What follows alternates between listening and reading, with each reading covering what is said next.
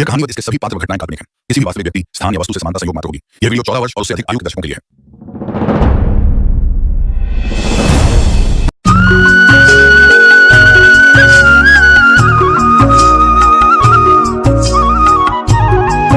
आज की कहानी का शीर्षक है व्यापारी और उसका गधा।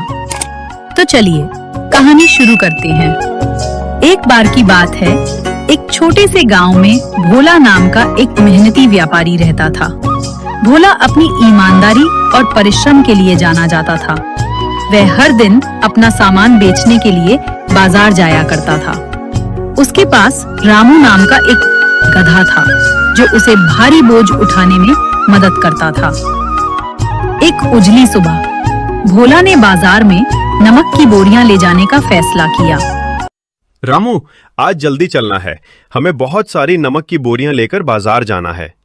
अरे रामू, ऐसे ही खाते रहोगे तो भैंसा हो जाओगे। हाँ मालिक, अभी चलता हूँ। हे भगवान, सुकून से मुझे खाने भी नहीं देते। देखो, मेरी पतली सी कमर पर बोझ उठाते उठाते सारी हड्डियां दिखने लगी हैं। उसने नमक के बोरे रामू की पीठ पर लाद दिए और उनकी यात्रा शुरू हो गई। चलते चलते रास्ते में भोला को सेठ रतनलाल मिलते हैं।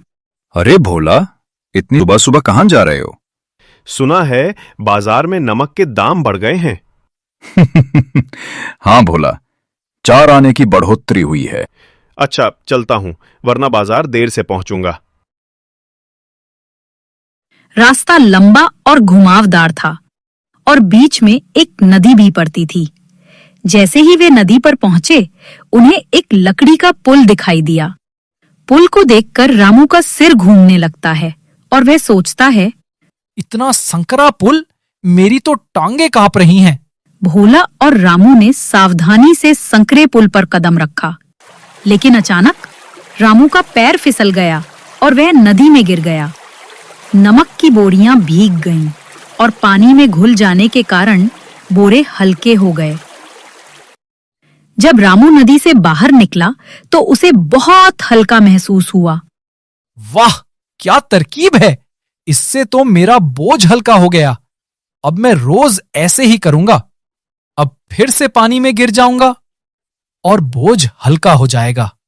रामू, मैंने कहा था ना, जरा संभल कर चलो। रामू एक चतुर गधा था। उसे ये तरकीब पसंद आई और उसने इसे दोहराने का फैसला किया। अगले दिन भोला ने फिर रामू की पीठ पर नमक लादा। जैसे ही वे नदी के पास पहुंचे, रामू जानबूझकर फिर पानी में गिर गया। नमक फिर से घुल गया और बोझ हल्का हो गया। भोला ने ये देखा, लेकिन सोचा कि शायद ये एक इत्तेफाक है। तीसरे दिन भी वही हुआ। रामू फिर नदी में बैठ गया और फिर बोझ हल्का हो गया।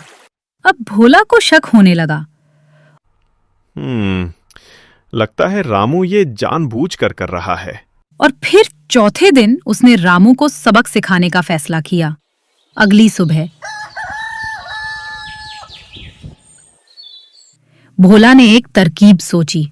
इस बार उसने नमक के बजाय बोरे मिट्टी से भर दिए। बाजार की ओर चलते समय रामू मन ही मन सोचने लगा, अब फिर से पानी में गिर जाऊंगा और बोझ हल्का हो जाएगा। लेकिन जैसे ही रामू पानी में गिरा, मिट्टी ने पानी सोख लिया और बोझ और भारी हो गया। हाय भगवान, ये क्या हो गया? नमक की बोरियां तो और भारी हो गईं। अब रामू को बहुत संघर्ष करना पड़ा। वो मुश्किल से बाहर निकल पाया। रामू, तुम्हें लगता था कि तुम चालाकी करके बच जाओगे, लेकिन देखो, आसान रास्ते हमेशा सही नहीं होते। हाँ मालिक, मुझसे गलती हो गई। भोला की बातों ने रामू को झकझोर दिया। रामू का सिर शर्म से झुक गया और उसने ठान लिया कि वो अब मेहनत से पीछे नहीं हटेगा। इस दिन के बाद रामू ने कभी भी अपने काम से भागने की कोशिश नहीं की। तो दोस्तों, इस कहानी से हमें ये सीख मिलती है, चालाक चालें शुरू में आसान लग सकती हैं, लेकिन असली इनाम ईमानदारी और मेहनत में होता है।